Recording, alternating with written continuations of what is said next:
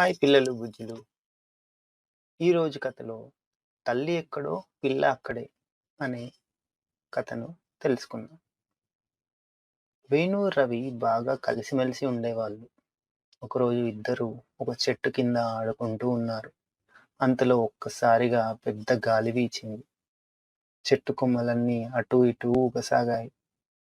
ఆకులన్నీ టపటప కొట్టుకోసాగాయి. అంతలో చెట్టుపై నుండి దభీమని ఎక్కడో అక్కడి గుడ్డి కుప్ప మీద పడింది. ఏమిటబ్బా అని దగ్గరికి పోయి చూశారు. చిన్న రామచిలుక పిల్ల. పాపం రెక్కలు ఇంకా మొత్తం రాలేదు. ఎగరలేక బాధగా కీసుమంటూ ఉంది. అరే రామచిలుక, భలే ముద్దుగా ఉంది, తీసుకుపోయి పెంచుకుందామా అన్నాడు వేణు. వద్దురా, అలా చేయొద్దు.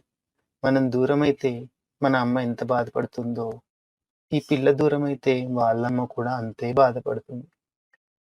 తిరిగి గూటిలోనే పెట్టేద్దాం అన్నాడు రవి. వేణు సరే అన్నాడు. గాలికి తగ్గే వరకు ఇద్దరూ ఆగారు.